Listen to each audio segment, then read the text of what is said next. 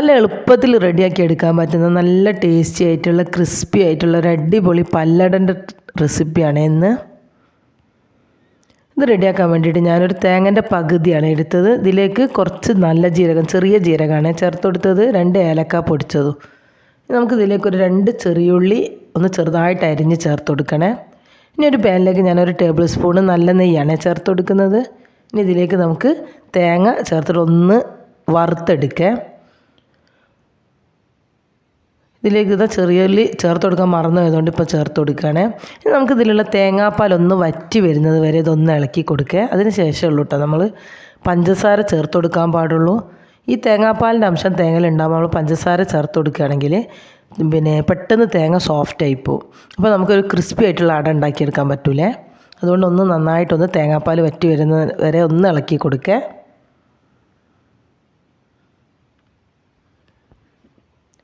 ഞാനിതിലേക്ക് ഇനി നല്ലോണം വറ്റി വന്നിട്ടുണ്ട്, തേങ്ങാപ്പാലൊക്കെ വറ്റി ഒന്ന് തേങ്ങ ചെറുതായി നല്ലൊന്ന് ഡ്രൈ ആയി വന്നിട്ടുണ്ട്. ഇനി ഇതിലേക്ക് ഞാനൊരു 4 ടേബിൾ സ്പൂൺ പഞ്ചസാരയാണ് ചേർത്ത് കൊടുത്തത്. ഇനി പഞ്ചസാര ഒന്ന് ഇതിൽ ചേരുന്നത് വരെ ഒന്ന് 2-3 മിനിറ്റ് ഒന്നും കൂടെ ഇളക്കി കൊടുക്കുക. ഇനി 2-3 മിനിറ്റ് കഴിഞ്ഞതിന് ശേഷം നമുക്ക് തീ ഓഫ് ചെയ്തിട്ട് ഇതൊന്ന് ചൂടാറാൻ വേണ്ടിയിട്ട് മാറ്റി വെക്കുക. ഈ ഒരു സമയത്ത് നമ്മൾ ഷീറ്റ് റെഡിയാക്കാൻ വേണ്ടിയിട്ട് ഇതിലേക്ക് ഞാൻ 1.5 ഗ്ലാസ് മൈദാണ് എടുത്തത്. ഇത് നമുക്കൊരു കുറച്ച് ഉപ്പ് പൊടിയും ചേർത്തിട്ട് നമുക്കിതൊന്നൊരു ചപ്പാത്തിൻ്റെ പരുവത്തിലൊന്ന് കുഴച്ചെടുക്കണം.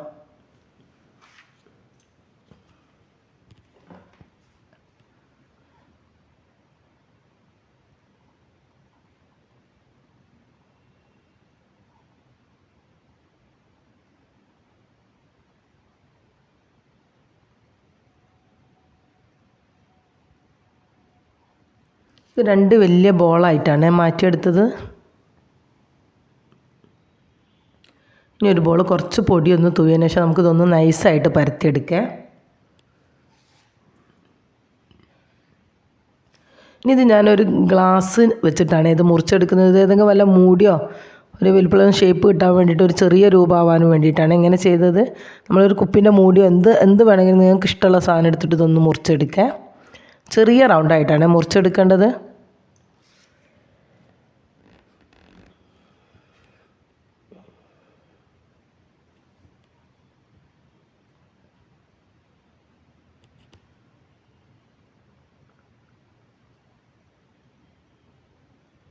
തേങ്ങ നന്നായിട്ട് ചൂടാറിയതിന് ശേഷമാണ് നമ്മളിതിങ്ങനെ ഫില്ല് ചെയ്തെടുക്കേണ്ടത്.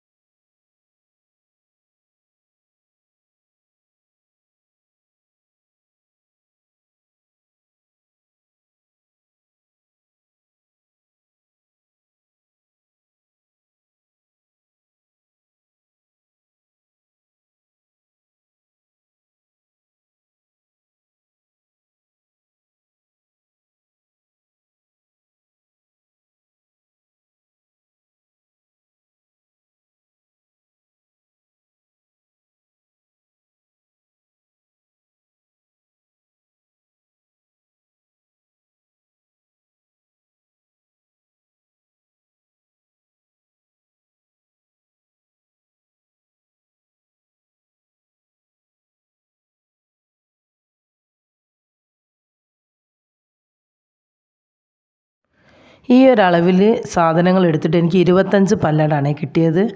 ഇത്രയും പൊടി ഇതിൽ ബാക്കി വന്നിട്ടുണ്ട്. അപ്പോൾ നമുക്ക് 25 അട റെഡിയാക്കാൻ വേണ്ടിയിട്ട് ഒരു പകുതി തേങ്ങയും പിന്നെ ഒരു ഗ്ലാസ് മൈദയും മതിയാവുക. ഇനി നമുക്കിതൊന്ന് പൊരിച്ചെടുക്കാം.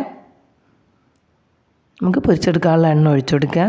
ഇത് പൊരിച്ചെടുക്കുമ്പോൾ പ്രത്യേകം ശ്രദ്ധിക്കേണ്ടത് നല്ല ഫ്ലെയിമിലിട്ടിട്ട് ഇത് പൊരിച്ചെടുക്കരുത്. ഒരു മീഡിയം ഫ്ലെയിമിലിട്ടിട്ട് സാവധാനം പൊരിച്ച് കോരണം, എന്നാലേ ക്രിസ്പി ആയിട്ട് കിട്ടുള്ളൂ.